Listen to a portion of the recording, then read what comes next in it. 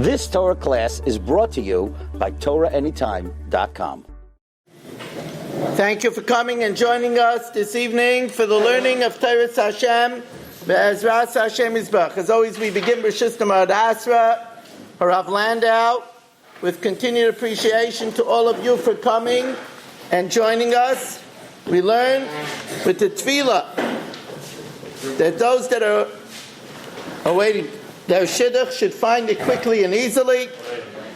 Those that are waiting children should be blessed with Zara Chai V'Kayama, healthy mommy, healthy baby, and all of us should be blessed with Lange Gesundheit Shalom Bayis. We continue with our shiurim on Megillas Esther. Esther Amalka said to the Chachmei Yisrael, to the Anshe Knesset Hagdoila, something which is quite unusual for a direct descendant of Sarah Imenu, a direct descendant of Rachel Imenu. And indeed, it is said that she had the qualities of Rachel of incredible modesty. As a matter of fact, the Chachamim say that when Achashverosh's men could not find her, it's because Esther took her Kvuda Bas Melech Panima to the highest extreme, and the Medrash says that she wasn't found out amongst the people in the market for 75 years. Esther, who was able to achieve the incredible feat in the midst of incredible pressure. Ein Esther Magedes as Amov es Maladita. She didn't reveal her nationality, where she came from, even though Achashverosh, who was the mightiest monarch at the time, Achashverosh Malach Bekipa, he ruled over the entire arc of the world, half the world. Even so, she didn't buckle. She had such modesty, yet she said, Kavuni Ladoros. She went to the Anshe Knesset Hagdoila and she said, fix me for all generations. In other words, tell my story. And that's because Esther understood that the lessons of Megillas Esther are timeless and they're necessary for all ages. One of the great lessons is the lesson of Midah Keneged Midah, as the famous Gemara Megillah Daf Yud Beis tells us that Achashverosh, after he came out of his drunken stupor, Zachar as Vashti, he remembered Vashti, Ve'is Asher Asasa, what she did, her crime, Ve'is Asher Nigzar Aleha, and what was decreed against her. So on the simple level, it means he remembered that she didn't accede to his very, very improper request, and for doing that, he decapitated her or burnt her alive. However, the Gemara Megillah says that Zachar as Vashti, he remembered Vashti ve'is asher asasa, and what she did. She used to be, on Shabbos, she used to be mafshit b'nois Yisrael harumais. She would make the Jewish girls work unclothed on Shabbos. And therefore, ve'is asher nigzar aleh, and therefore it was b'yom hashvi, on the Shabbos day, that she was asked to come out without clothes, and because of that she was put to death. Midah Keneged Midah. However, what people don't realize is that there's many layers of Midah Keneged Midah. In the Medrash there is an astonishing fact. We all know that Achashverosh put on the big day kahuna, the big day kohen gadol, the tzitz, the chayshin, the me'il. But the Medrash in Esther Rabbah, if you want to look it up, it's Esther Rabbah Gimel Tes. The Medrash says that Vashti put on the big day kohen gadol. She also wore the big day kohen gadol. Imagine the chutzpah of this woman, that she took the big day kohen gadol and she wore it herself. The only time in the history of mankind that the big day kohen gadol were worn by a woman. And therefore it follows the decree against her was obvious. The Rebbeinu Shalom says, you usurped and you clothed yourselves in clothes which were not meant for you. You had the brazen impudence to wear the big day kohen gadol, that holy man, and you put them on, you're going to be stripped of all of your clothing. Oh, incredible incredible midah keneged midah. Zacharas Vashti ve'is asher osasa, what she did, her chutzpah ve'is asher nigzar aleha. But you have to understand that it's more than that. We know that Vashti was asked to come out to show her beauty. There was unlike Esther, there was not a shred of modesty in Vashti. Vashti was not a modest woman. And the reason why she didn't come is because she was stricken by tzaras, by leprosy, hideous leprosy. We know that leprosy, Metzora, is because of Meitzirah. And with her slanderous tongue, she was the one that influenced Achashverosh not to rebuild the Beis HaMikdash. You have to realize that in Ezra Perek Dalet it says, first it tells us in the first Perek that Koresh built already the foundation of the second temple and gave license for the Jews to continue. But HaMelech Artaxshasta, in the fourth parak of Ezra, it tells us of the king Artaxshasta. Now there is a machlokes who Artaxshasta is, but many opinions is Artaxshasta was Achashverosh's proper name, and the Melech Artaxshasta halted the binyan of the Beis HaMikdash. He stopped the building of the Beis HaMikdash, and he did that because of the venomous tongue of Vashti. Vashti says, my grandfather Nebuchadnezzar, she was the granddaughter of Nebuchadnezzar the wicked. My grandfather Nebuchadnezzar dedicated himself to destroying the temple, and you want to rebuild it? Do you know what the Jews would do to you if they had the ability? And therefore she, with her venomous tongue, halted the Beis HaMikdash. And therefore, because she had a lishna bisha, a bad tongue, therefore she was stricken by the tzaras, by the leprosy, the punishment of Bali Lashon Hara, and because of that she died. You must also know that one of the reasons for the 180-day feast is brought down in the Rishonim on Megillas Esther, is because it was a celebration of the wedding of Achashverosh to Vashti. And therefore, because she caused Bnei Yisrael to be mechalel the Shabbos is the kala of Klal Yisrael. L'cha doini l'kras kala. And because she forced us to desecrate the kala, Mida Keneged Mida, Achashverosh put his kala to death. It's all an entire collage of Mida Keneged Mida. One of the most striking examples of Mida Keneged Mida is that when Memuchan suggested the outrageous idea that for Vashti not listening to Achashverosh's drunken request, she should be put to death.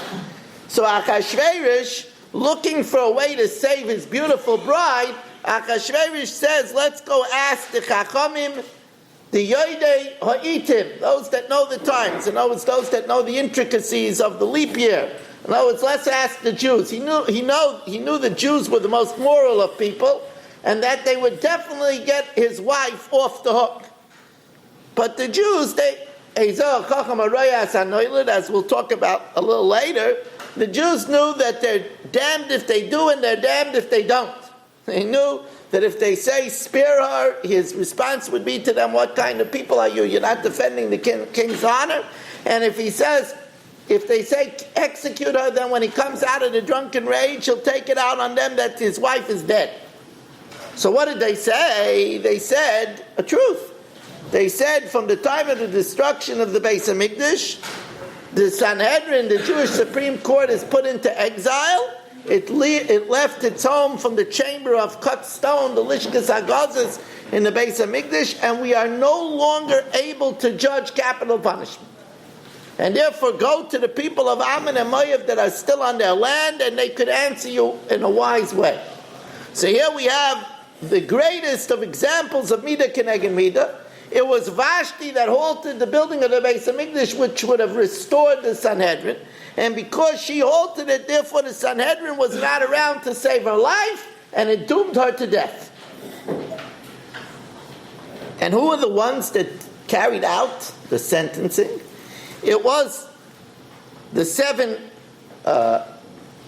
royal guard, right? Karshna, Sheser, Admosa, Tarshish, Meres, Marsana, and Memuchan, and the Medrash says all of those hint to the Beis Hamikdash. Karshna is Korim, those are the sheep for the Tamid, for the meal, for the perpetual offering. Admosa, Sheisar is Shetor, Torim, the turtle doves. Admosa is the Mizbech. Adama, Tarshish is the Sheish of the Big Day Kahuna, the linen of the Big Day Kahuna. Meres is the mixing of the blood. Marsana is the kneading of the meal offering. And Memuchan is the Shulchan that was Muchan, that was set.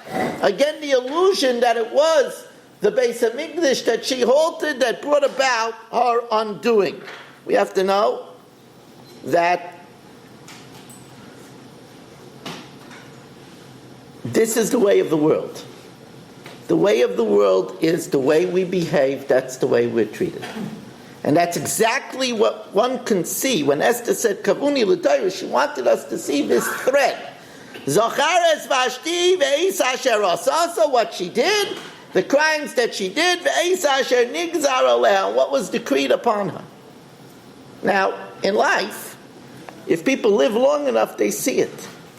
They see children tormenting parents, and then they see the parents suffering that way from their children, their own children. They look and they see cases where they weren't patient with people, and then when they needed, they didn't receive patience. Here's a person that was very impatient with somebody who needed something, and then when he was in the doctor didn't give him time. That's me, the Keneged Mida, Lo Aleinu. But I want to point out to you something else over here. Hashem gives people gifts. Hashem gives people talents. Hashem gives people extras. And they could do big things with them.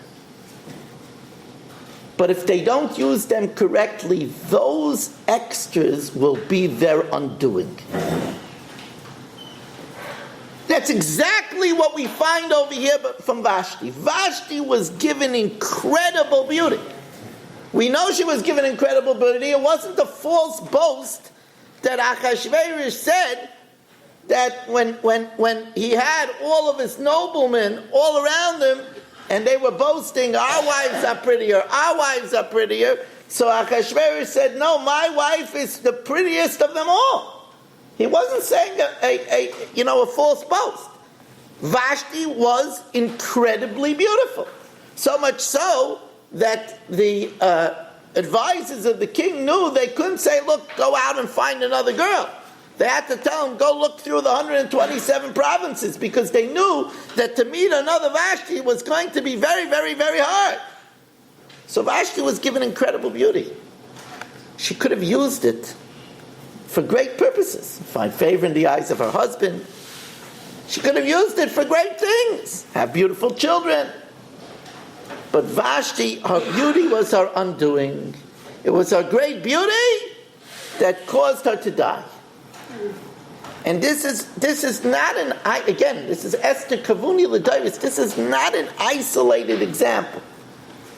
Shlomo HaMelech says in Mishlei, Oisher Shamar Lebalov L'Ra'osai. There are people who their wealth is preserved for their owners to their detriment. There are wealthy people become wealthy, and their wealth is their ruin. Some people, because of their wealth, they get involved in so many different businesses that they don't have time to live. They get so pressured that they get sick and they die. There's a person who was very wealthy, and his wealth was his undoing. There are other people, they get sudden wealth, and all of a sudden, the old wife, the plain wife, isn't good for them anymore.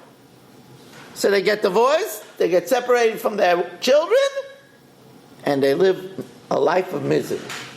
So here the person gives somebody extras, and that extra serves to be his undoing, just like Vashti.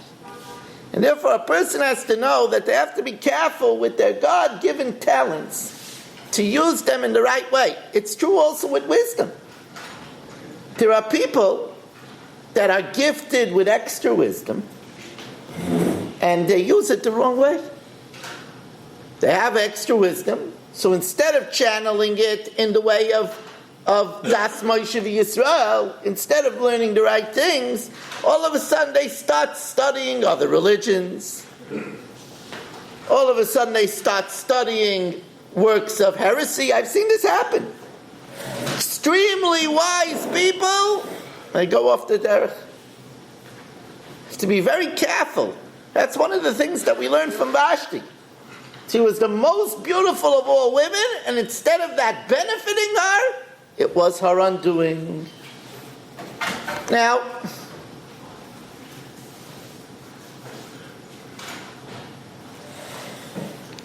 the Medrash Ponim Acherim says something else.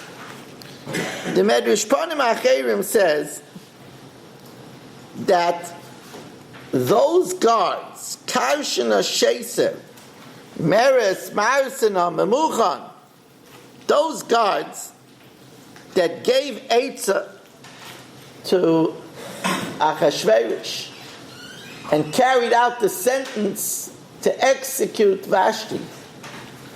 When Achashverosh came out of his drunken stupor, he leveled his full wrath at them. And he said, you executed my beautiful bride, my pretty, sweet, wonderful bride. He thought she was sweet. She wasn't. I'm going to do to you what you did to her. And he guillotined them or burnt them to death. It is one of the mysteries of the Megillah how Memuchan extricated himself from this fate. Especially since it was Memuchan's idea.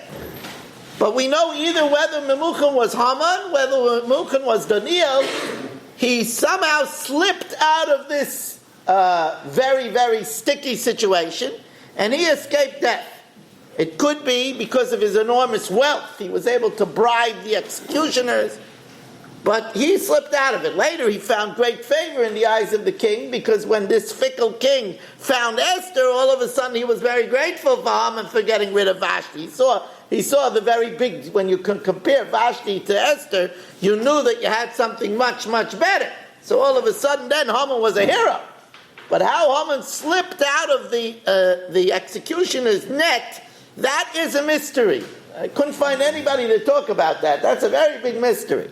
But anyway, the Medrash Ponim Acherim says, why did these poor executioners get their deserts? The Medrash says, because they were the ones that's mentioned in the 4th parak of Ezra, that together with Vashti convinced Achashverosh not to rebuild the Beis HaMikdash. That convinced the king Artaxerxes, which is another name for Achashverosh, not to rebuild the Beis HaMikdash. And if you do that, it's very deadly. Now, I want you to know that there's a lesson, a contemporary lesson in this. Nowadays, we don't have a Beis HaMikdash. But we do have a Mikdash Ma'at, our Batei Knesiyos. And they need to be constantly, they need to grow. And those people that hamper the building of Batei Knesiyos are playing with fire. See what happened? See what happened to Vashti. We see what happened to Meres, Mars, and Memuchan, Tarshish, Shesar, Karshina. The flip side is also very interesting. When Nebuchadnezzar destroyed the temple, he plundered the temple and he became fabulously wealthy. You have to understand that the temple in its heyday was a huge reservoir of wealth. It says, Ein anius b'makom ashirus. You know, they didn't spare any expense in the temple. There was no poverty in a place of wealth. The temple was a place of ashirus. It was great wealth. And when he plundered the temple, he got all that wealth. But Nebuchadnezzar was an extremely selfish being. You have to understand, when he was called Nebuchadnezzar HaRasha, we had a lot of wicked people. But we had a lot of wicked people. But we don't call them HaRasha. We don't say Paro Harasha. We don't say Sancherev Harasha. Why do we call Nebuchadnezzar Harasha? What is it? The term Rasha means somebody that's incredibly selfish. How do we know? Because we know from the meaning of tzaddik. What's a tzaddik? Noach ish tzaddik. Yosef tzaddik. What's a tzaddik? A tzaddik is somebody who's zon v'chilkel achem. Somebody who nurtures and takes care of others. Now Noach took care of the whole world in the Teva. The whole survival of the world was dependent on Noach. So Noach, who took care of them with great dedication, he was Noach tzaddik. Noach tzaddik. Noach ish tzaddik. Yosef, who if not for his providing during the years of plenty for the years of famine, the world would have been wiped out. So Yosef, who took care of others, was known as Yosef HaTzadik. The antithesis of that is somebody that's incredibly selfish. Somebody who has mamish, only thinks of himself. That was Nebuchadnezzar. You have to know, here's the story with Nebuchadnezzar. It's an amazing story. Nebuchadnezzar, when he got a little older, decided what's he going to do with the wealth that he got. He didn't want anybody else to have it. It's an amazing thing. You know, most people at least, they're masking that if they're not here anymore, it should go to their children. A children is extension of themselves. No. He wanted to be the only person that would have such wealth. He didn't want to be anybody to be better than him, even his own son, Evel Meroidach. So what did he do? When he got older, he took huge boats and right parallel to the Euphrates,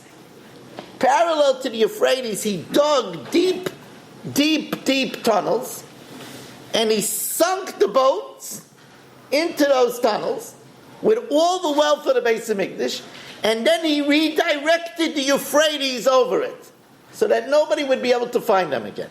It's an amazing thing. That was Nebuchadnezzar in Russia. The ultimate selfishness. He didn't want to even go to his own son. What happened? It's an amazing thing. What happened? Koresh laid the foundation for the Beis Hamikdash. Hashem said, you laid the foundation of the Beis Hamikdash. He revealed to Koresh these boats. And Koresh inherited all the wealth of Nebuchadnezzar. And subsequently it passed on to Achashverosh. You should know how wealthy Achashverosh was, is that he wanted to show this wealth. The Medrash says, during the 180 days, he showed Oyesher Kvoid Malchusai and Yekart Feres Kedulasai. That's 6 words. The Medrash says he showed 6 rooms of treasure every day. And therefore it took him 180 days because there was 1,080 rooms of treasure. He showed that in 180 days. That was the enormous wealth of Achashverosh that he got from Koresh that came from Nebuchadnezzar Rush. For us, this is one of the reasons it's important for us to know this, is because it reveals to us that somebody who tries to help build or foster a mikdash ma'at, that's our Beis Hamikdash bismanenu, a person could inherit tremendous wealth in that schus.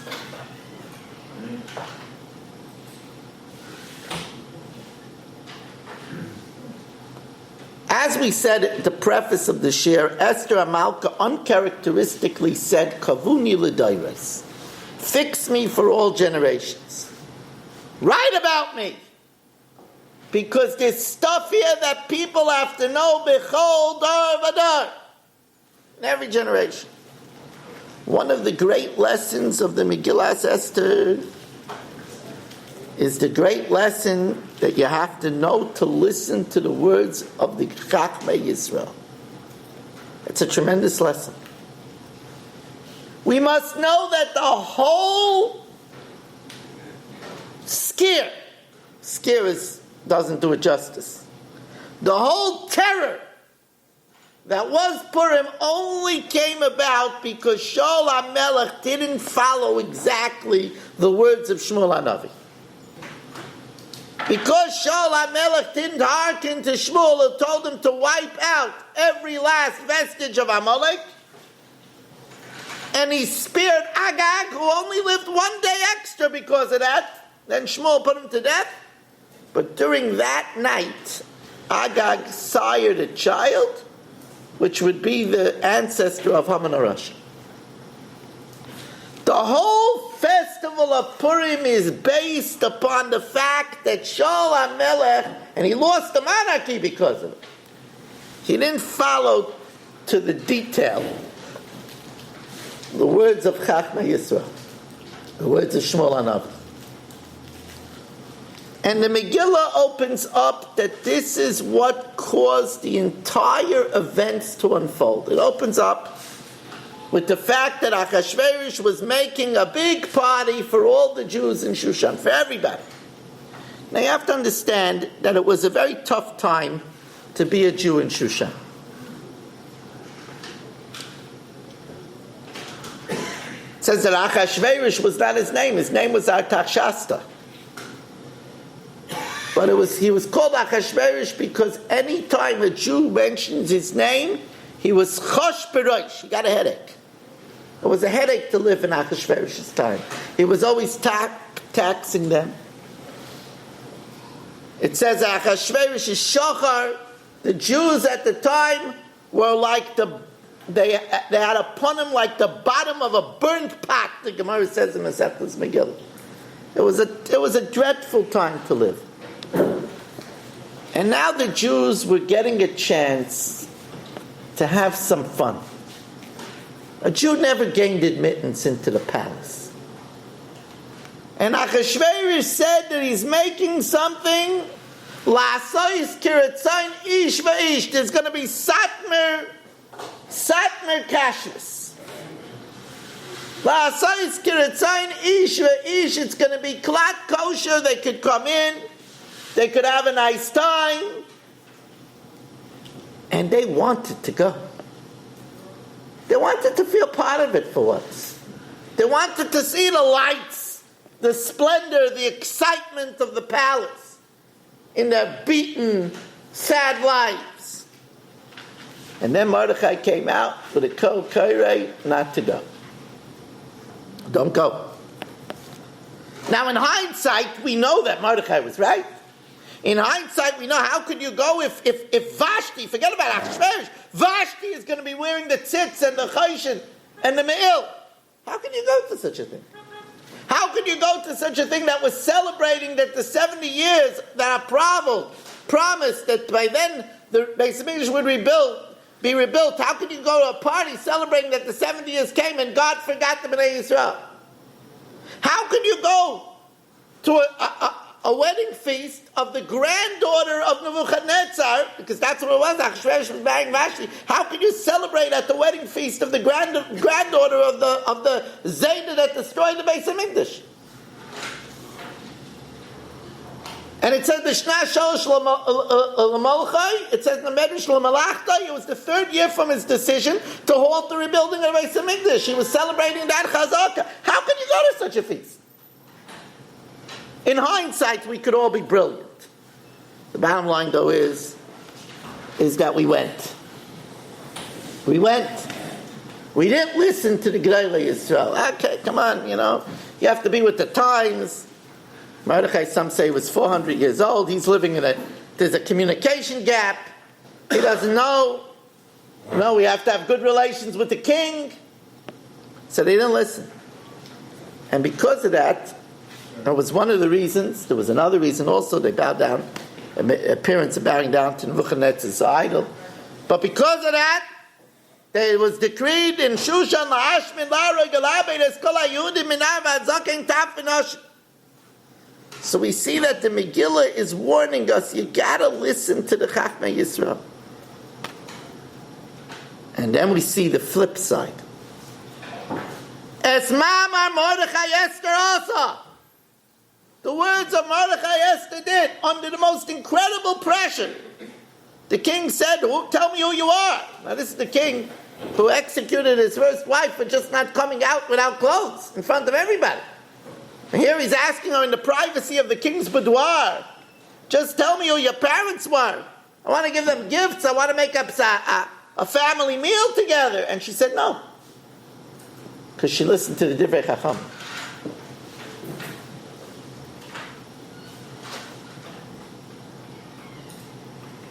It's an amazing thing. But the Rambam in his Pirush on Megillas Esther says something even more amazing. You see later on that the Bnei Yisrael listened to Mordechai. Achashverosh, in an attempt to convince someone to reveal who Esther was, promised a tax amnesty. It's IRS time. He promised a tax amnesty to the nation that Esther came from. And the Rambam says no Jew came forward to say she's ours. Not one Jew. It's an amazing thing.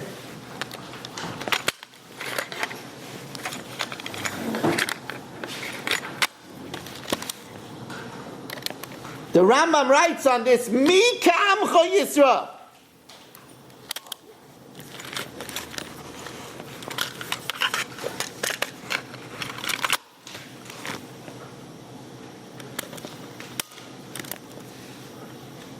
The Rambam writes, Mi ka'amcho Yisrael. That they could resist that temptation. Achashverosh was promising tremendous rewards and gifts and amnesty from taxes. And not one Jew went to reveal that it was Esther. That's listening to Agadayon. Rambam says it's a davar pella. And then later on they would listen to Mordechai and Esther. Leich Kenai says Kol HaYudim Mitzubo Alai. They would fast 72 hours without eating, men, women, and children, and skip a Seder Shel Pesach. So they corrected their mistake. Well, it's a very important thing. I think can't be a coincidence that all of a sudden in our papers this subject has come to the forefront with a great Kiddush Hashem that a Jewish singer made.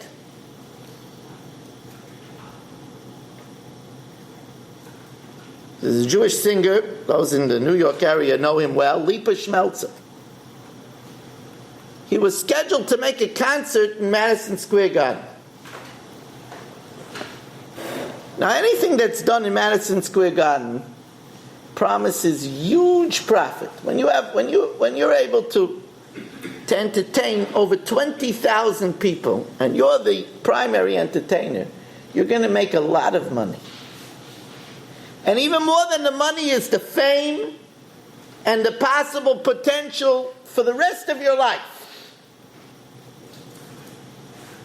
33 Gedolim signed a kol koreh against the concert. Now, I will confess I know nothing about the issue. And this has nothing to do about the issue. I don't know about the kol koreh. I don't know the reasons for it. And I'm not talking about that at all. But here for a young man with a family was a tremendous nisayon. It's not only losing potential great economic wealth, but also to cancel something means that you could lose a lot of money, you could lose respect, you could lose future possibilities, you could ruin yourself with potential backers for the future. Reneging on deals, getting yourself a bad name. There's all kinds of temptations. Not only did he listen to the Gedolim and cancel his commitment with Madison Square Garden, which is an incredible nisayon, but even more than that, people were telling him Wait a week. Wait 2 weeks. Maybe things will change. See where the wind blows. And he said, if I wait a week, that shows that I'm debating whether I should listen to the Gedalim. So he didn't wait. He canceled it right away.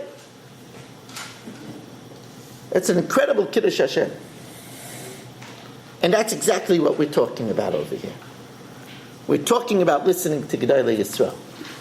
Not thinking that you're smarter. That's why they're called the Einei Ha'eda, the eyes of the assemblage. Now it's very important that we should set in the minds of our children that this is the Jewish way. You have a young couple, they have a problem. So there are young couples that the magic of their marriage erodes over the first problem that they have. They do one way, the other side has deep resentment, and that resentment settles into the bina of the marriage. If the couple would already have, as the foundation of their marriage, if they reach an impasse that the two of them cannot agree with, they'll go and ask a gadol. And Ashleich al Hashem Yahavcha, cast upon Hashem your burden, and He will guide you. That's a wonderful chinuch for ourselves and our children. Now, it's interesting. Most people, they know if somebody is sick and there's a question of whether to do a surgery or not, whether to pull a plug or not, that they'll ask the Doilim. But it should be the same thing if there's a question whether to have a mitzvah tance or not. Or how to name the first baby. Or who you should go to for the Seder. Things that people get all out of whack about. If you can't work it out by yourself, then make up. You're going to go and ask Esther. It's very important. I watch people, they wreck their lives over trivialities. That's why we have Chafmei Yisrael. Now, me'inyan le'inyan, the koyach of a chacham. Ezel chacham arayas anaylet. Who is wise? He who could see the future. Mordechai saw the great danger by the Suda. He saw that there was a great danger for the Jews to attend the Suda, and he warned them not to, because he was rayas anaylet. When Esther went into the palace, the obvious thing would have been, say you're a Jew. Say you're a Jew. They didn't accept Jews. Achashverosh is an anti-Semite. That was a pure way out. Oh, sorry, no Jews admitted. It's like somebody that wants to get out of jury duty. Right? Didn't need anything. Didn't need anything big. He said, look, I'm a Jew. Boom. That's it, I'm a Jew. I don't believe in these laws. These laws, that's not the way I think. So here's a person. I'm not saying that that's an automatic way to get out of jury duty. I'm just giving an example. No, that's not what I mean at all. Well, not the way to get out of one's civic duty. But all she had to say was, I'm a Jew? A Jew? Fat! Out! Haggai wouldn't have even let her in. So that would be the natural thing, this pious wife of Mordechai, this Rebbetzin. But Mordechai was Rayas HaNoiled. He saw that there would be a day that the Jews would need her and ace up their sleeves to save Gans Klal Yisrael. Ezel Chacham Rayas HaNoiled. Who is wise? He who sees the future. The ways of our sages. David HaMelech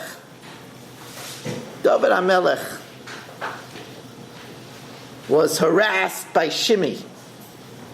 And Shimei cursed David and committed Merida b'malchus. Amori b'malchus is chayiv b'misa. But David HaMelech spared Shimei because from Shimei would come Mordechai. He would come from Shimei.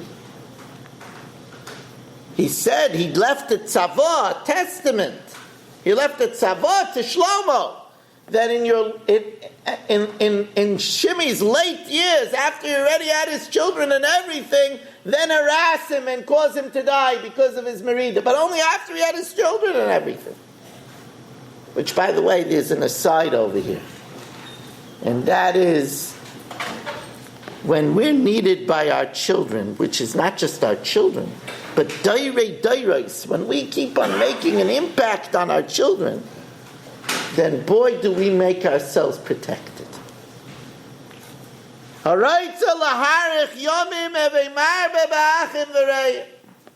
great lesson of Nadav and Avihu, they died because they didn't have wives. They died because they didn't have children. And we might add to that if people have friends, strong friends that rely on them, that's also a protection. When people need us, we're protected. It's a tremendous lesson.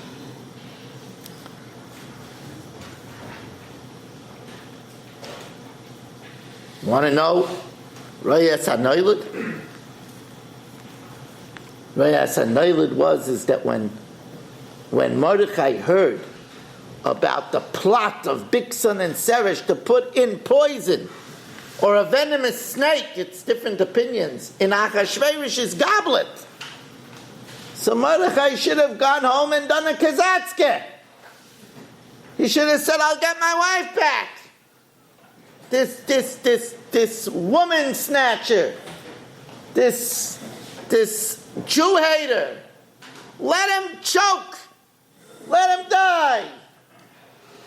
But Mordechai knew not that way.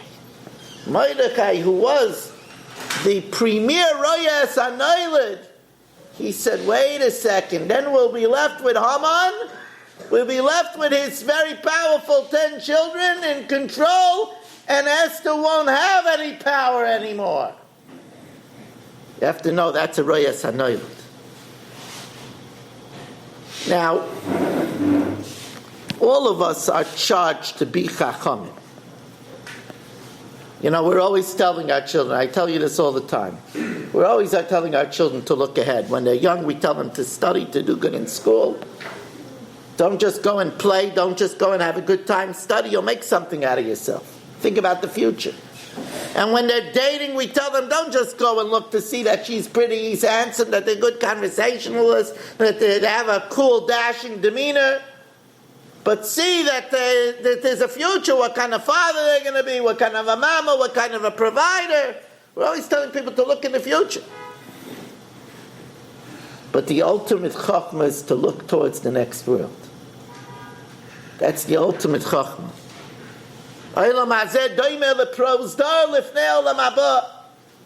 Staten Island, this past Friday, we had a terrible tragedy.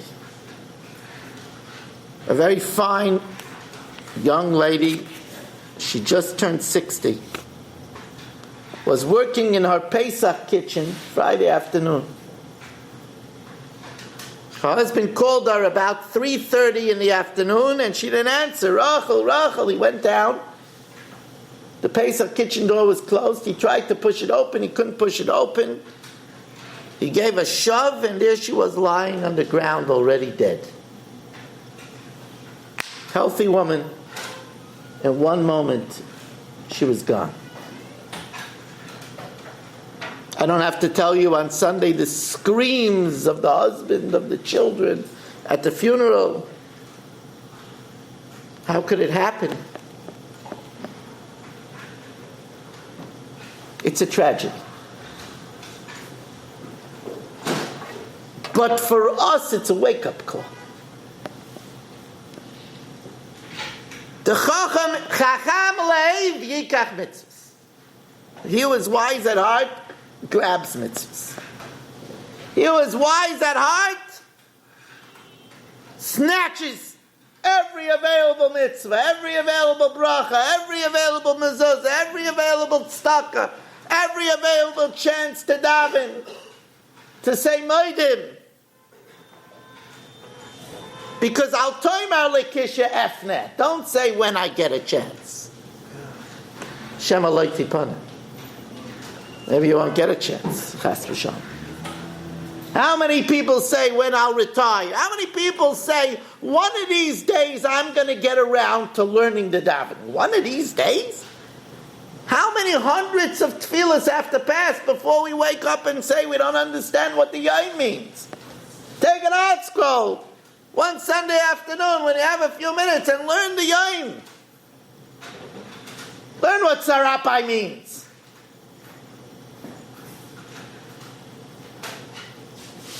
How many years have to go by before you take a parent out for a meal? Before you do something? Before you make up with someone?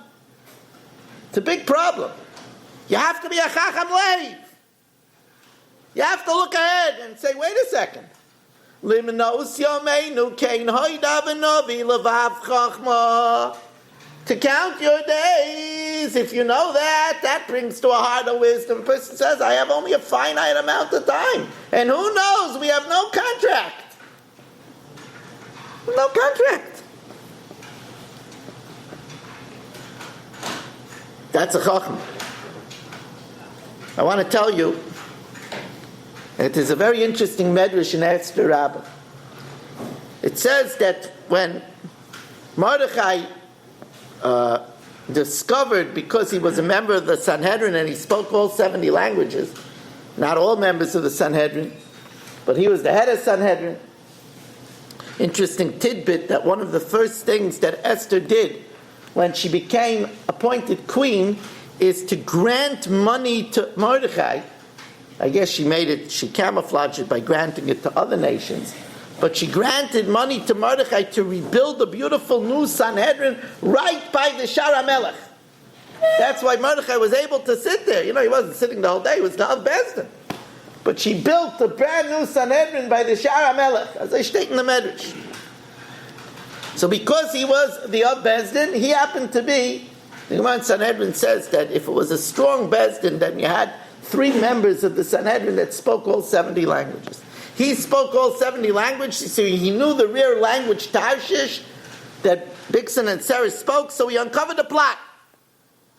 And he's told it to Esther. Esther said in the name of Mordechai, and it says, Vayikosei b'sefer divrei hayomim lifnei hamelech. And it was written in the Chronicles before the king. It was written in the Chronicles before the king, and we know later on, Balaylahu, we lift the Megillah. It's the big Takvay Shal Neis. Nadidash Nas HaMelech. King couldn't sleep. Began to worry. He had the book of Chronicles read, and although the Shimei, one of Haman's sons, didn't want to read it, the pages kept on turning to it, and although he still didn't want to read it, when Achashverosh was saying no, so it read itself. How Mordechai saved the king's life. And because of that, Mordechai's star began to rise, and Haman's sun began to set. Says the Medrash. Kal v'chaymer. It's in Medrash Rabbah. Heivav. Chesvav. Kal v'chaymer. Im Sefer Divrei Hayomim. If the book of Chronicles of a Goyish Abbas of Adam king could cause such tumultuous events, then imagine when we are written in the Sefer Zichronos of the Eibishter, how much we are going to be rewarded in the next world.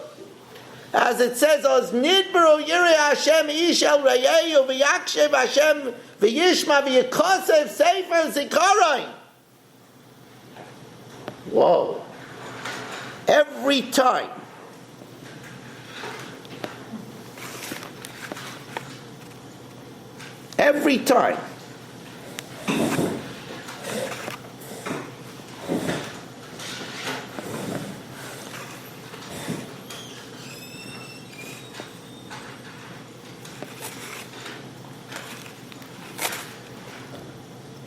Every time we do a mitzvah, we do a good deed, it's written in the Sefer Zikaron of the Rebbeinu Shem. And if we think what happened with Mordechai was big, we should only know how we'll benefit from what was written in the divine Sefer Zikaron, the Deirei Deiris. That should be something that a person keeps in mind. Especially you go, it was hard for you, you go and hard to park, hard to find the time, you go and daven a mincha. Have a mind, it's being written for eternity in Hashem Sefer Zikaron. This is being written. It's a big, powerful thing to think. Hu Achashverosh. Hu Achashverosh. Says the Medrash. Hu Achashverosh hu berish asay mitchil asay vatzayfer. This is the wicked Achashverosh who was wicked from beginning to end. I don't think the Olam realizes. We said that a Rosh is somebody that has the incredible selfishness with the exclusion of everybody else. Only thinks about himself. I don't think that the Olam fully grasps the incredible selfishness and wickedness of this monster. What he did with the beauty pageant, no other man in the universe did such a monstrous act with women. He sent out people to all 127 provinces to collect the beautiful women, take them, abduct them against their will. Even the Gemara says if they were married with husbands and children. But not only that, put them into Haggai's care. They'll spend one night with the king and then they'll become a king's concubine, where they remain in their harem the rest of their life, not to be able to go to their homes, not to be able to go back to their countries, not to be able to ever get married or join their husbands and children. It's such an act of monstrosity. And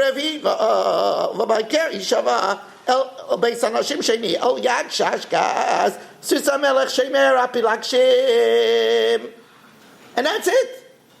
They couldn't go home anymore. Because Malin B'Kodesh, we say B'Kodesh with big quotation marks. They can't go back to be married to a commoner after sleeping with the king. Could you imagine this? He abducted from all the Medinas of the world. He was Malach B'Kippah. Married women, took them away from their husbands, took them away from the mothers, away from their children, and kept them to rot in the harem. For perpetual spinsterhood. It's the act of the most incredible selfishness. That's who berish asay mitchilas vatzayfer. But what I found very fascinating is a medrash. Chalk it to the many things that I never knew before. But I found a medrash. Medrash says, why did all these women deserve to suffer such a fate? That's a terrible fate for all these women. To doom them to be alone, unloved, for the rest of their life, away from their children, away from their husbands, never to marry for all those single women, to rot into old age. Says the Medrash, these women were punished because they used to make fun and disgrace the Jewish women. It's a Medrash. The Jewish women were downtrodden, they were in exile, and they would disgrace these women. And because of that, they had to live a life of disgrace. Now, when I read this, it was very scary to me. We have a lot of ladies that are becoming spinsters, Rahman al-Litzlan. This is the age of so many people not finding shidduchim. We have to know that this medrash is a wake-up call, a clarion call, that we need to take seriously the sensitivities of other people. Because the results could be devastating.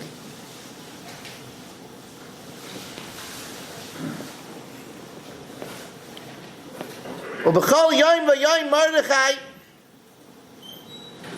הולך לפני חצר בית הנשים לדעת את שלום Esther. When Esther was taken to the king, to Haggai, so every day Mordechai would walk. Now you have to understand, Mordechai was a Chassidish Yid. Wasn't usually found by the Beis Hanashim, but they took his rabbits in. B'chol yoim v'yoim, every day Mordechai oilech lefnei chatzar Beis Hanashim ladas es shleim Esther, to know how his Esther is doing. You have to know, again, this is an example of kavuni l'dayris. The Megillah is telling us the proper behavior of a husband. B'chol yoim v'yoim, every day. The husband went ladas es shloim Esther. Okay, the Medrash goes into length. What was Mordechai worried about? One thing the Medrash says, which is very interesting, is that Mordechai was worried that Achashverosh would get his master Mechashvim, his master sorcerers, to try to put a spell on Esther that she should reveal who she is, and then maybe finding out that she was a Jewess, Achashverosh would strike out against her. Or maybe Achashverosh, in a fickle mood, would get angry in the fact that Esther was in hiding all those years and disobeyed, because it was only into several years after the pageant started that they found Esther, so that he might wreak vengeance upon her for hiding all that time or for not revealing her identity. So every day he went to see how she was doing. But you have to know that not in such dramatic situations. There's a tremendous lesson over here. Tremendous lesson. And that is that a husband has to be constantly concerned about his wife. I have from time to time situations where a woman has to go to a doctor, whether the mammography found something and she has to go to a surgeon.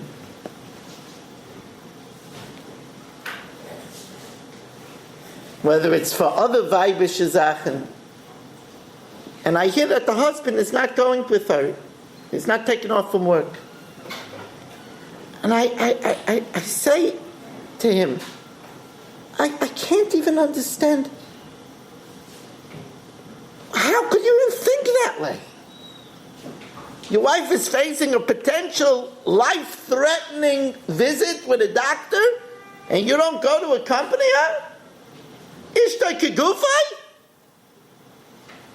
That's what the pasuk is teaching us. Mordechai hoylech lefnei chatzar beis hanoshim ladas es shleim Esther b'chol yom v'yom. He's worried about his wife. Kavuni l'dayros.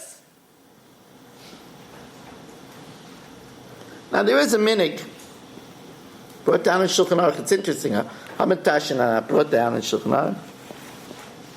But there is a minig to eat the night of Purim. This year it's Thursday night. Zaroyim, seeds. Such a minig. And by our Suda, in a silver thing, we serve sunflower seeds. Put it in a silver thing to aggrandize a minig Yisrael, an ancient minig. Now, but it's a very strange thing, because if anything, we think that the minig should be to do it Purim day. Because all mitzvahs of Purim are essentially in the day. The Suda has to be in the day. Matan of Yain, Mishloach Monas, has to be in the day. Yemei Mishta V'Simcha Ksiv. The Goin says, that's the Makar. Yemei, it has to be in the day. It's a din in the day. And Pumt here, it says in the night to eat Zaroim. Why? Is it because, perhaps, that it was in the stealth of the night that Esther secretly ate the seeds and not the royal food? Could be. But I think it's something else. it discusses in the Medrash Esther's heroism. It's a Esther Rabbah. Esther's heroism that it's actually not, it's not an Esther Rabbah, I take that back, it's in the Targum Sheni. It says that Esther, in the face of great challenge, did not have even machole de rabbanon. She didn't eat pasakim. She didn't have yayin nezech. She was very careful. Perhaps it helped to atone for the sin of us eating by the Sudas Achashverosh. So it comes out that the Zaroinim were what paved the way for the miracle of Purim. And therefore it's a preface to the miracle of Purim. So it's eaten the night before. It is, so to speak, the seeds, pun intended, the seeds of salvation. That's the Zaroinim of the salvation.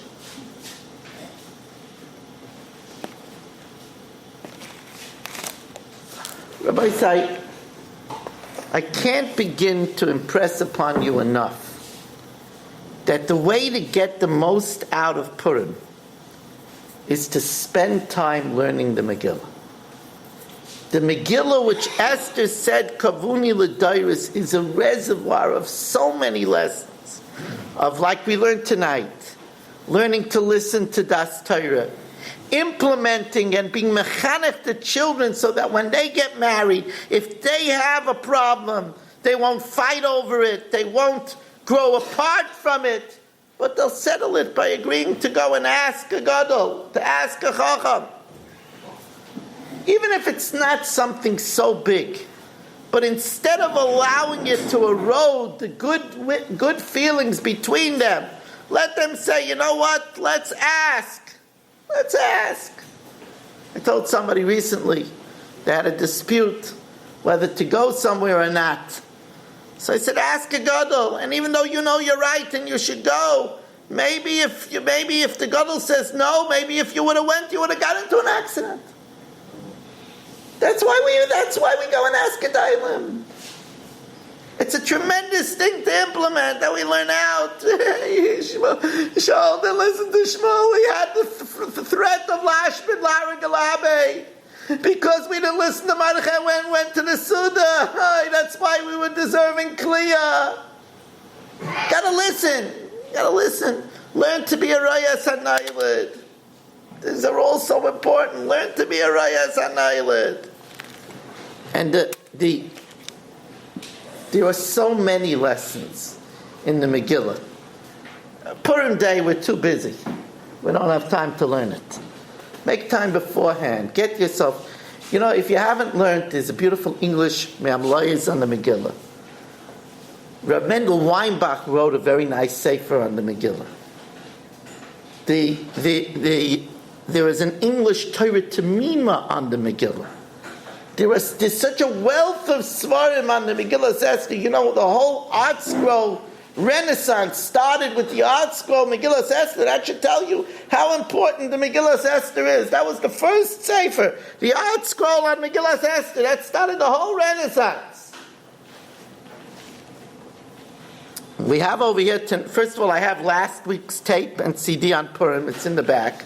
We also have, this past Sunday, my shul gave a tribute for 25 years in the Agudas Yisrael, and there was a whole ceremony there. Some people have asked me to bring the tapes, so there are 2 tapes here of that ceremony. They're available in the back as well. Thank you for coming. Mariv will be at 11:15. Rab Chananya ben Akasha Amaratz HaKadosh Baruch Hu L'Zakei says Yisrael L'Fikra Chev L'Em Torah Mitzvahs Shenemar Inoi Chofetz L'Man Tzidko Yagdul Torah L'Yadim. Amen.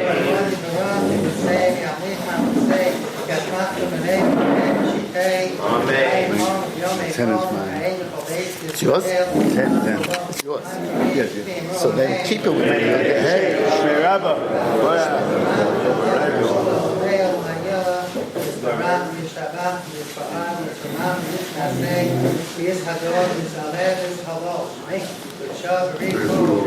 Ela min kol fasad shirasa kush fasad nakhmasad anagan Allah nu amen al yisrael arab han batami dehan kol tamide sami dehan kol man the skin raisha di baswaden di kol asar Yehela on the ground in order to cover Amin the Haina and the neighborhood pay for Banam and Kadam Abraham Shmayav Arab and Amen Yehel Shlomo Rabban Min Shmayav Chaim Tovim Amen V'Avod Yisrael and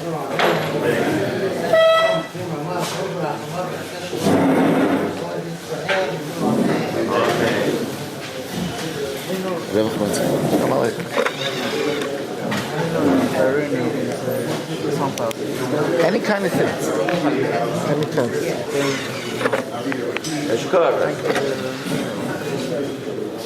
Yes, you're very welcome.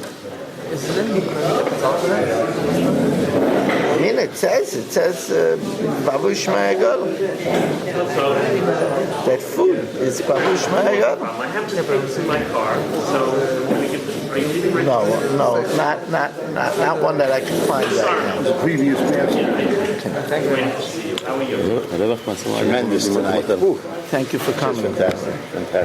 One I second. spoke to Moshe before. Yeah. She had low blood pressure. They gave her some blood.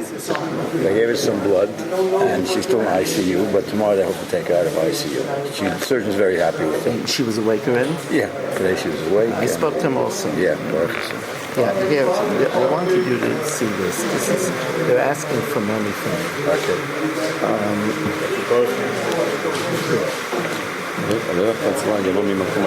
Right. He's saying if you're not going to do it, Right. then the source of salvation will be Right. a different one. So if he's relying on that, why would he not stand? Why would he allow Esther to go there if he had a choice to get out from this? She's Jewish. So many reasons you mentioned. Why would you do it in the first place? You let it. I'll give the book of the other. Go home by tomorrow. Yeah? That Dan, maybe he's really bothered. I'll get rolls on top. Okay, one other thing. Let's see in a second. Is it phone? 1 second, please. Basically, the whole Shiloh, not just why assume that With the same question? why should you assume that it needs to be done this way? But the Megillah is saying it. The Megillah is saying it. You know what? We'll have a different source of salvation. So if you're relying on that, I'm using his own words. I'm using his own words. If you're relying on that, so why would you place them in such? You say you have an easy way. You're not allowed to rely on a miracle. This is relying on a miracle. Or not only that, or relying that Hashem wants it this way. Why should, based on what? But even Nevuah, I'm coming to you and saying you have to do this and this. You're not doing this. Oh, you can still. Halacha says get out of it. Halacha tells you get out. Halachically, for sure, if she had a way out, unless she was forced. If he could have treated something for him, sure, like how can the Nevuah can go against the law?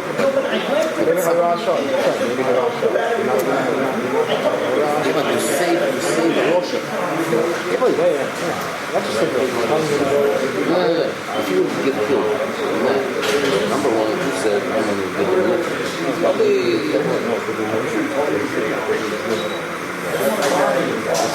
Yeah, but nowhere in mention you would know.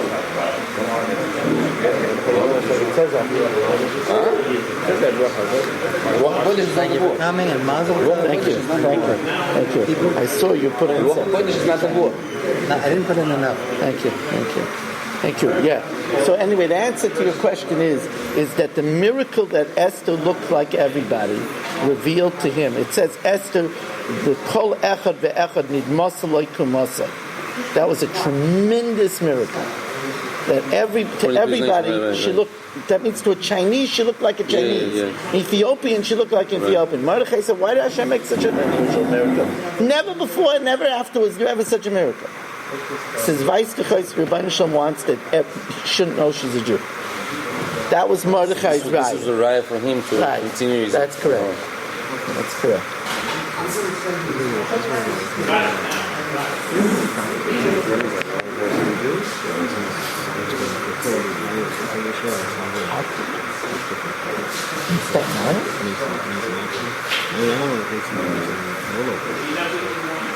I don't know. If you want information about what? She looked the same. She Right. Everybody looked at her. She looked as that nation.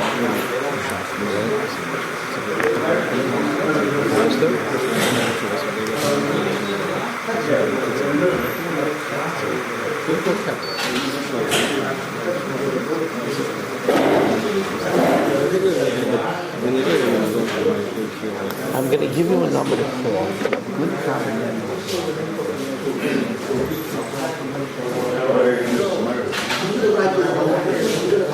Come back up here.